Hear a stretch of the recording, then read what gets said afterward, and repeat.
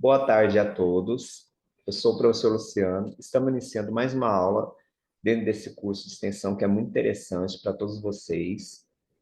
E essa aula ela tem como título o Brasil e a sua contribuição aí do vocabulário da língua portuguesa. É uma aula muito importante porque ela trabalha essa questão da origem, essa questão da construção do vocabulário e é uma aula interessantíssima. Além disso, eu sou graduado em letras, português e espanhol, tenho um bacharelado em editoração, mestrado em educação, arte e história da cultura, sou especialista em psicopedagogia e atualmente doutorando em letras.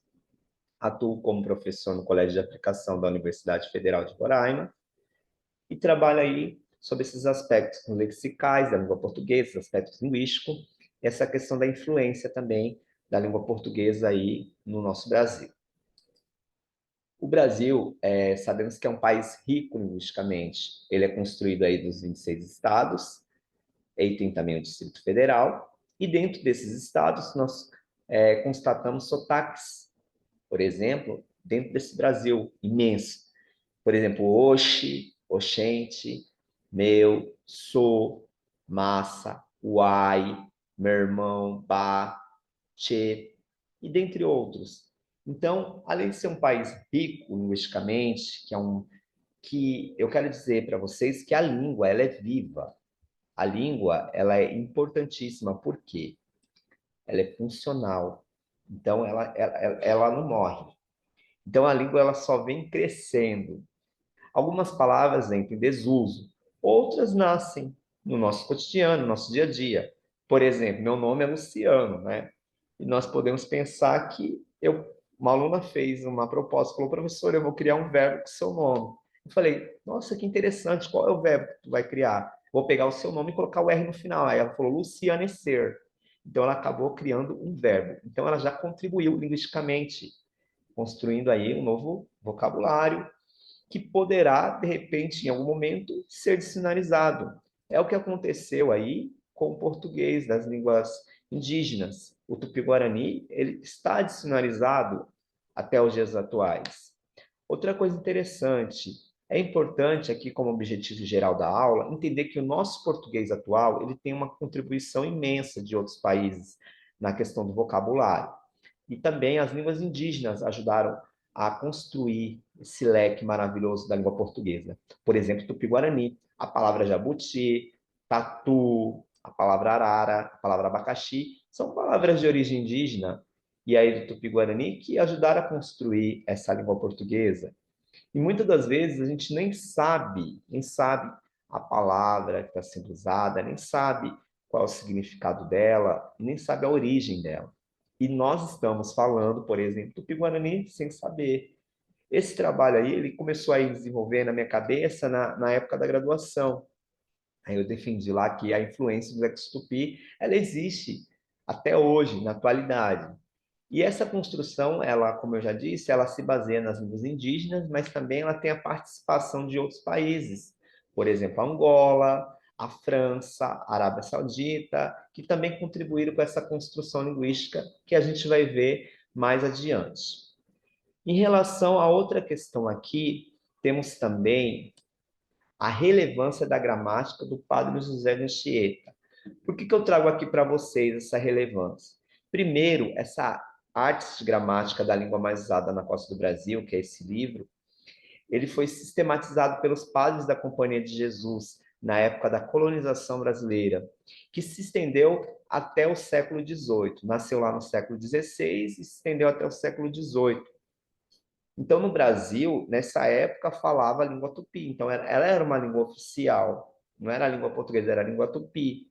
Mas com a chegada de Marquês de Pombal, em 1758, essa língua tupi ela foi proibida. Foi quase extinta do Brasil. Mas, como eu já disse no começo da aula, a língua ela é funcional. A língua ela não morre, a língua está entre nós. Então, muitas das palavras elas não sumiram, ficaram dentro dos dicionários, ou seja, dicionarizadas. E aí a gente utiliza essas palavras aí no nosso dia a dia. O tupi, além de ter um expressivo acervo de vocabulário, era também uma língua cheia de preciosos conteúdos, pois revelava o nome de animais, vegetais, rios, e tem sido estudado posteriormente por diversos gramáticos, filólogos e linguistas. Então, o tupi é uma questão muito importante para essa construção que eu digo aqui do nosso vocabulário de língua portuguesa. Não somente o tupi, como também outros países, Angola, França e Arábia Saudita. Além disso, nós temos a influência do léxico tupi no Guarani, do português atual, tanto nas raízes, afixos e radicais de palavras.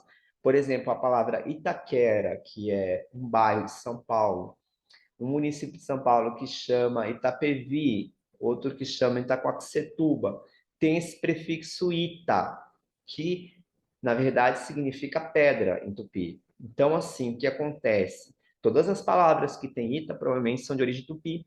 Então, ajudam a construir esse léxico aí no português atual. Então, a gente já sabe que existem palavras de origem tupi que começam com ita. É um exemplo aqui dessas questões aí de estrutura morfológica.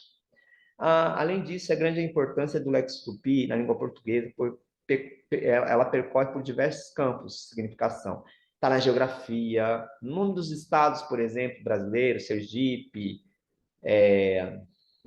Amapá, Roraima. Então, a gente tem aí Paraíba, Paraná. Então, a gente tem a palavra aí indígena embutida. Na culinária, paçoca, como fala, pipoca, a gente tem pamonha, né? Então, são palavras aí também de origem indígena. Os rios, Tietê, Paraná, Paranapanema, animais, arara, jabuti, tatu. Então, esses nomes aí são de origem indígena. Então, eles contribuem. E quando a gente olha, observa no dicionário, esse Lex Tupi, ele possui uma classe gramatical, porque é uma palavra. Então, ele pode ser um substantivo, pode ser um adjetivo, pode ser um verbo, pode ser um advérbio. E além de possuir um acervo, como eu já disse, considerável, tem cerca de 10 mil palavras dicionarizadas atualmente. Então, isso é um dado muito importante. Eu trouxe aqui a palavra peroba, que no dicionário Aurélio é de origem tupi, é um substantivo feminino, e de acordo com essa classe gramatical também é um substantivo feminino, e também como significado, ele é um tipo de madeira pertencente à botânica, que é a ciência que estuda os vegetais. De acordo com Rodolfo Hilário, em relação à prática para se aprender este vocabulário, que é riquíssimo, que tem a influência do tupi, todo falante nativo de uma língua tem que propor algumas estratégias para explorar. Essa palavra é importante, explorar e ampliar essa capacidade intelectual que nós temos. Então, vamos conhecer essa palavra, vamos saber qual é a origem dela, de onde ela nasceu, a historiografia, sabe, dessa palavra. Isso é interessantíssimo. E Rodolfo Hilário nos traz isso, como primeiro aí, a primeira citação. Além disso, aí eu trago a importância do dicionário, que segundo Ligia Chiappini, o vocabulário é importante para o bom andamento da leitura. Então, quando eu sei o significado da palavra, quando eu sei de que origem é, por exemplo, nas lendas, eu vou ver que essa palavra é importante. Yara, eu sei que é de origem indígena. Então, a lenda é uma lenda indígena. Então, eu vou conseguir, de repente, tentar entender mais o texto, né? Compreender além do texto o contexto, não é isso? Pois, de acordo com Chiappini, na vida de todo leitor, mesmo mais desenvolvido, é indispensável a presença do dicionário. Então, a gente, às vezes, depara com palavra que a gente não sabe qual o significado dela. E aí a gente vai lá no dicionário, procura e vê. Isso é interessante. E, além disso, é fundamental que os alunos percebam o poder da sedução que o dicionário possui. Deve ter professores que estão nos assistindo, alunos, e quando a gente observa isso, a gente vê que o dicionário, às vezes ele deixa de ser usado, ou às vezes ele está lá, tem no Google, né, ou em outro aplicativo, mas a pessoa não manuseia ele. Então, o que acontece? Ao manuseá-lo, a gente faz o quê? A gente começa a ter esse primeiro contato, consegue entender mais o significado das palavras, e isso é interessantíssimo.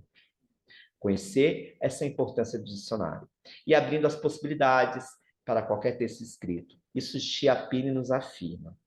E aí, depois disso, quando eu fui, como pesquisador, observar, eu constatei no vocabulário que ficou ali nos dicionários, nos dois que eu vi, que é o Aurélio e o Ruais, logicamente tem outros, mas eu pesquisei nesses, eu vi que tem ali a influência de principais grupos indígenas. Então, ali ele salienta isso. Então, ele mostra a designação geral, por exemplo, o etnônimo, que é o nome do povo, da tribo, brasílico, a classificação linguística e a localidade daquele povo indígena. E também o Missionário Reis também faz isso, ele apresenta os grupos indígenas, que é um pouco diferente, mas parecido. Aí ele mostra a localidade, os povos etnonímias, os subgrupos e a família.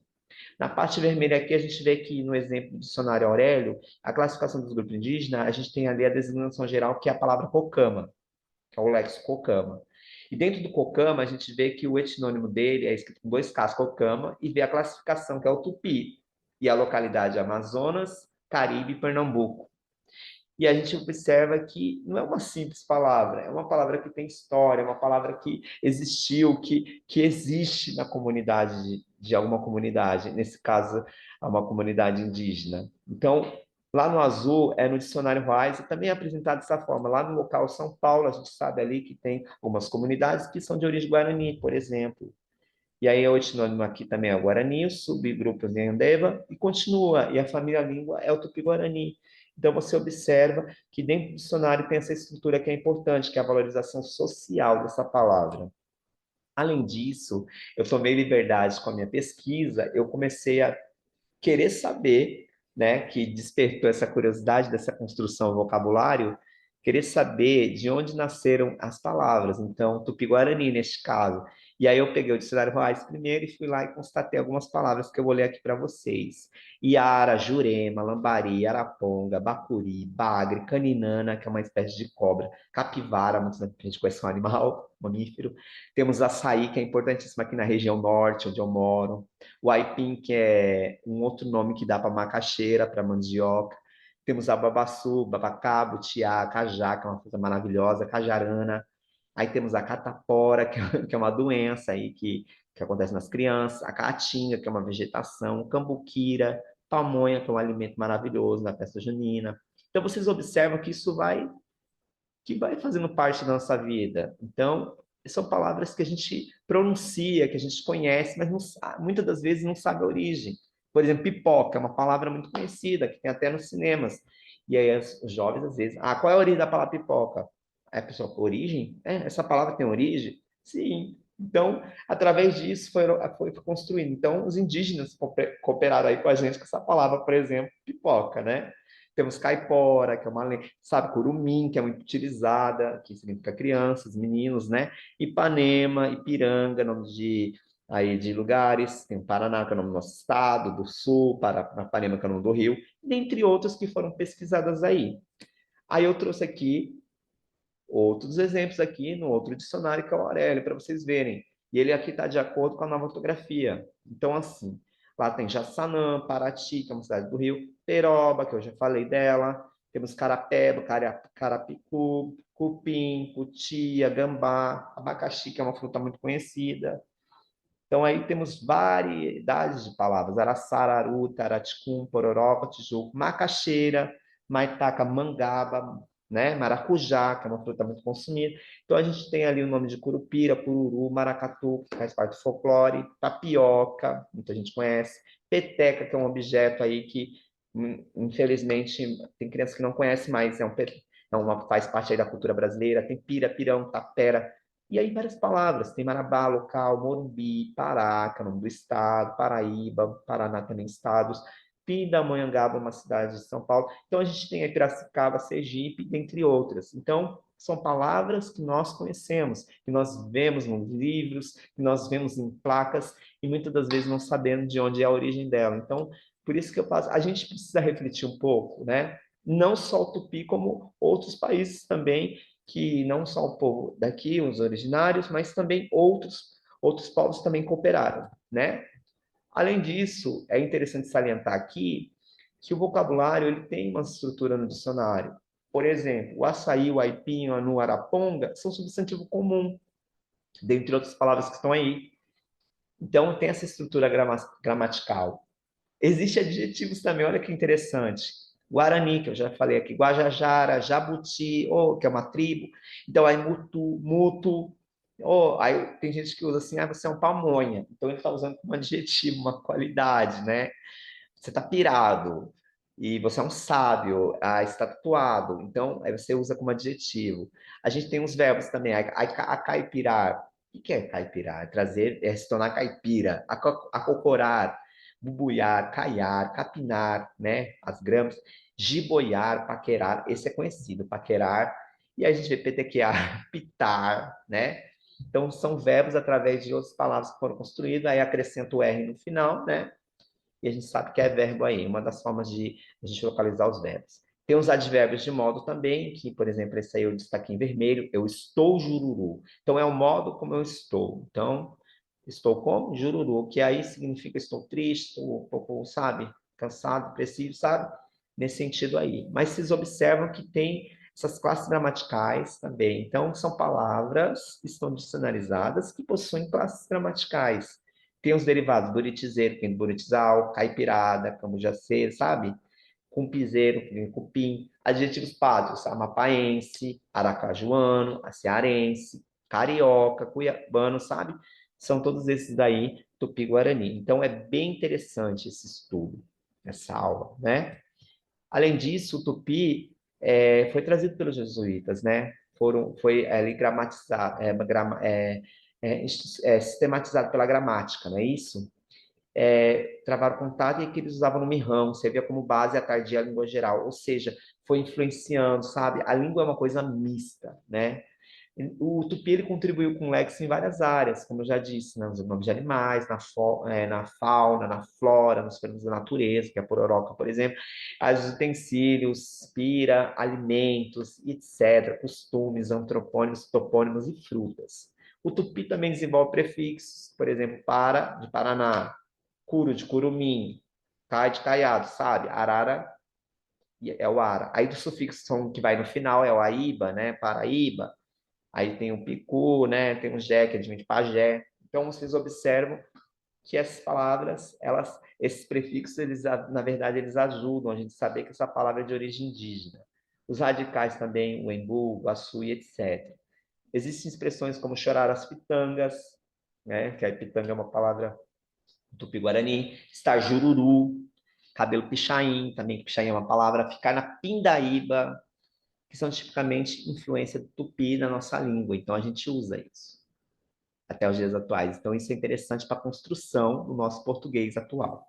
Hoje pode-se perceber a quantidade significativa do léxico tupi na língua portuguesa, e ainda mais a sua influência cultural, nos costumes, nas lendas e, como eu já disse, nas palavras, Saci, Maracanã, Tijuca, Jacarandá e etc. Seguindo aqui, segundo Gladstone Chaves de Mello, em A Língua do Brasil, das línguas indígenas do Brasil, natural é que tenha sido o tupi, aquela que maior influenciou, que influxo exerceu no português, porque era a mais importante, era a mais falada e funcionava como uma espécie de segunda língua de certos grupos aborígenes não tupis. Então, além de falar o português, falava tupi, então funcionava desse jeito. Então, o português ele não nasceu do acaso, esse português o brasileiro, porque o português, a língua portuguesa nasceu do latim. A gente sabe disso, como o espanhol, como o francês. Mas o português do Brasil, além de nascer do latim, ele teve essa influência de outros lugares e dos nossos povos originários, que são os indígenas. Então, é aqui. Então, trouxe a grande contribuição que eu já mencionei para vocês nos slides anteriores. Ainda Gladstone menciona que a língua do Brasil, não deixa de ser muito significativo o alto número de vozes que o Tupi legou aos portugueses do Brasil. Esse vocabulário novo reflete nosso meio e seus pertences, suas riquezas e os componentes da nossa paisagem. É o que a gente constatou. O nome dos estados brasileiros, por exemplo, são Tupi. Tá? Isso quer dizer que o vocabulário está presente na língua portuguesa, que faz parte das principais coisas em nossas vidas. Aqui nós temos aí a outra importância do Tupi, que é nos contos, nas lendas e nos mitos, que é o Plínio Airosa que fala isso, que ele busca explicações brasileiras compreensão da língua portuguesa, porque ele quer dizer que as crianças, os adolescentes, os jovens, muitos da gente, todos nós que estamos aqui já vimos lendas, mitos, contos, e aí a gente percebe aquela palavra, por exemplo, caipora, curupira, né? A gente percebe aí que é de influência de algum lugar. Então, a gente observa que o português, ele é riquíssimo. Ele tem essa influência desse vocabulário tupi. Isso é muito interessante. Aqui nessa parte, a gente entra aí falando de outros países, porque ensinar vocabulário não se trata apenas de uma simples tarefa de consultar um dicionário ou um material pedagógico. Lógico que é interessante, mas é preciso aprofundar essa ideia de que o ensino, ele privilegia, antes de tudo, a leitura, os sentidos. E nesse sentido, é trabalhar com o vocabulário auxiliar através de outro vocabulário para ensinar o tipo de vocabulário. Não precisa se levar em consideração a língua que vai ser pesquisada. Então, se eu quero trabalhar uma lenda, eu vou olhar, olha, eu quero saber quais palavras daqui fazem parte do lexicotopia, né? E o que ela influencia nessa sociedade atual. Segundo Rodolfo Lari, na obra Linguística e o Ensino da Língua Portuguesa, ensinar vocabulário consiste em acostumar o aluno a indagar.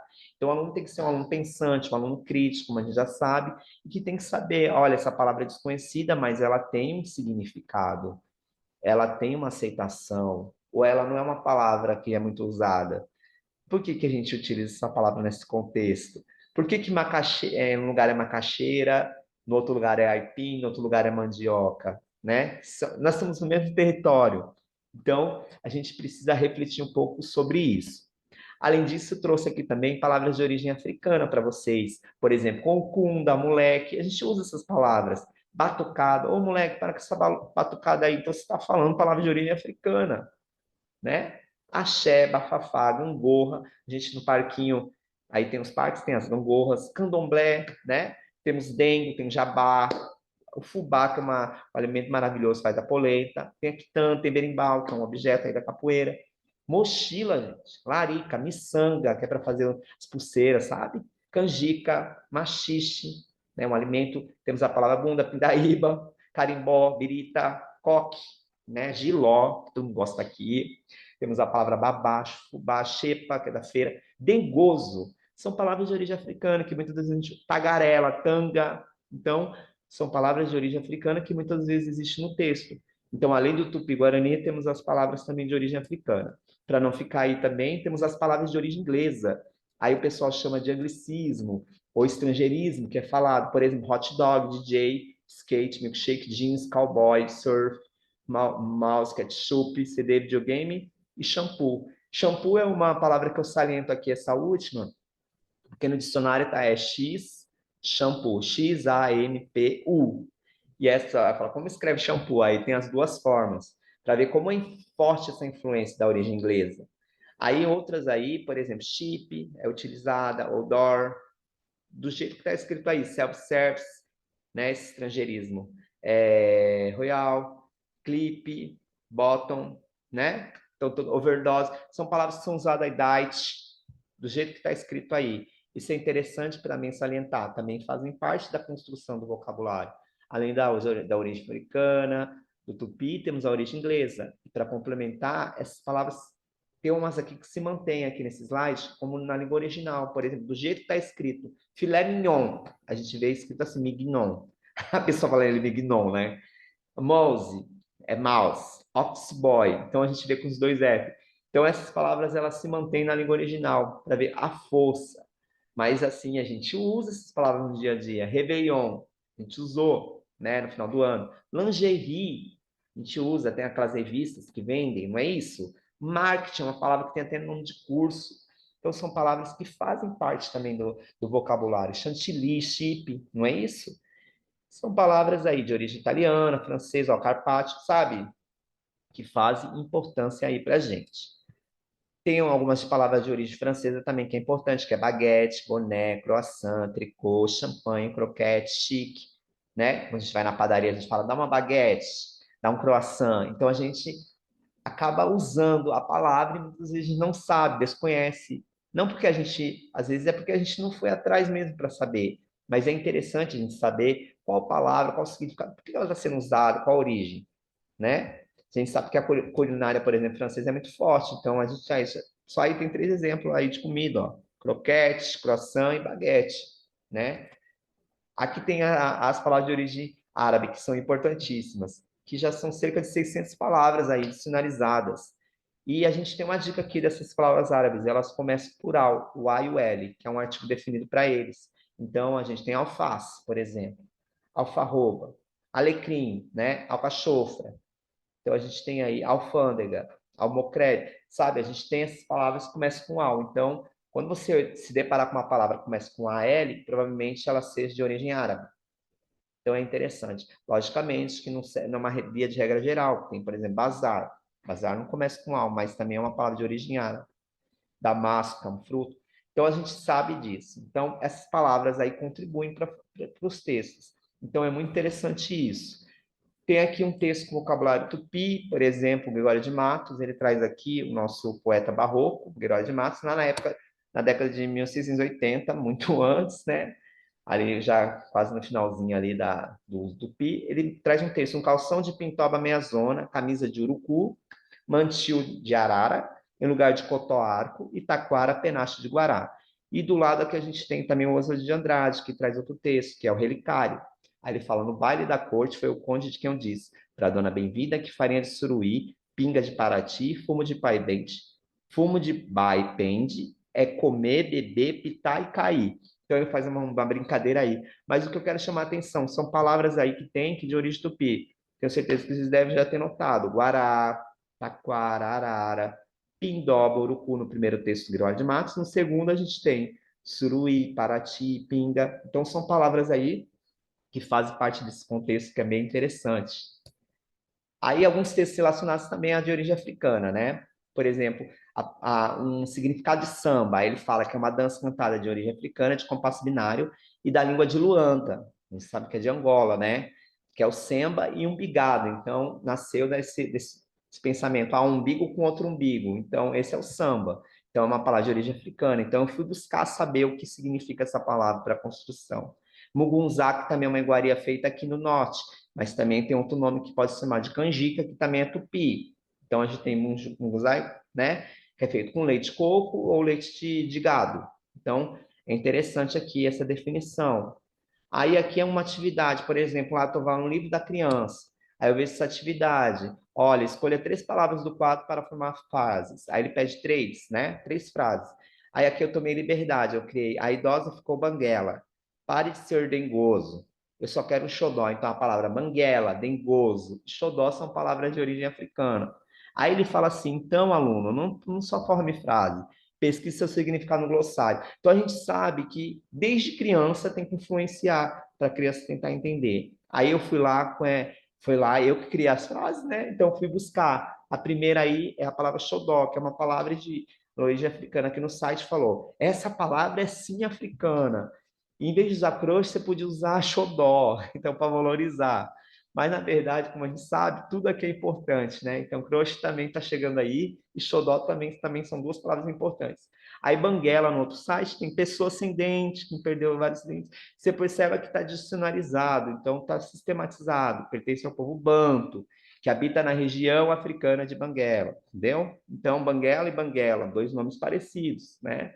Aí, dengue, segundo os dicionários, a palavra significa lamentação infantil, manha, meiguice. Contudo, essa palavra ela pode ter origem banta, que pode ser lá do atualmente o Congo, Angola e Moçambique, lá no continente africano.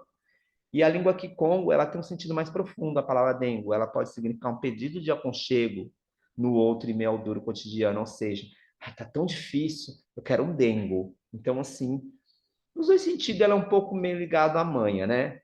Mas, assim, a gente observa que tem uma história atrás dessa palavra, né? Aqui tem uma lenda importante que fala como nasceram as estrelas, né? Que é da Clarice Lispector, que é uma grande poetisa, uma grande escritora, e aí do lado aí tem eu tomei a liberdade de pegar uma capa, mas tem outras adaptações, e a gente observa que aqui ela vai falando a história, que é tipo uma lenda, como surgiu o nascimento das estrelas, ela vai contando, né, e vai narrando, e aqui ela vai finalizando, e eu salientei aqui para vocês que existem palavras de origem tupi, olha lá, taba, cipó, curumins, são palavras de origem tupi. E está no dia a dia, está no livro, está nas adaptações. E as crianças conseguem aprender mais desse jeito, sabe? Olha, é uma lenda indígena e tem palavras indígenas. Olha que interessante. Que é curumim, taba e cipó nesse caso. Então, existe palavra de origem tupi sim no texto acima, que é contemporâneo, né? Concluindo, o tupi foi uma língua sistematizada na gramática pelos padres da Companhia de Jesus, na época da colonização brasileira, que se estendeu até o século XVIII, mas infelizmente foi cotada pelo Marquês de Pombal. E era o objetivo do padre de Anchieta ensinar mesmo os índios os preceitos e os costumes religiosos da Igreja Católica por meio das palavras.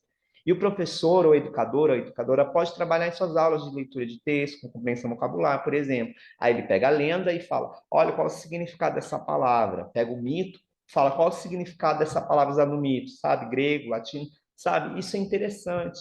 Neste caso, a lenda da Yara pode ser um exemplo. Também é considerável o número de palavras, que eu falei no começo, que são 10.000, né? Que nomeiam animais como aves, peixes, espécies de cobre, etc. O capim, o butiá e etc. Outra língua, assim como o tupi, o banto, também eles cooperam para a construção linguística do Brasil. Enfim, não dá para afirmar que o léxico de origem tupi tem influenciado pouco na língua, pois apesar de ter uma grande contribuição com a ele também permaneceu na língua, ou seja, é possível encontrar dicionarizado nos dias atuais. Isso é uma grande constatação, né? Nosso vocabulário. Então, para a gente, primeira lição que a gente toma, olha, sistematizado está na língua, então está vivo. Às vezes tem coisa que não está vivo, mas está vivo na fala, não na escrita. Então, é muito importante até os dias atuais. Aqui temos as referências que a gente utilizou ali, Anchieta, foi a primeira Gramaçabe, tem o Basílio, Cascudo, que é muito conhecido aí no mundo das lendas, Chiapini, que eu falei lá, né, na questão do aprender, ensinar contextos, os dicionários Wise, Aurélio, Lari, usado aí como linguista, temos a Barbosa Lemos, Gladstone, temos Nilson Santana Martins, né? Eduardo Almeida Navarro, que tem o método moderno do Tupi.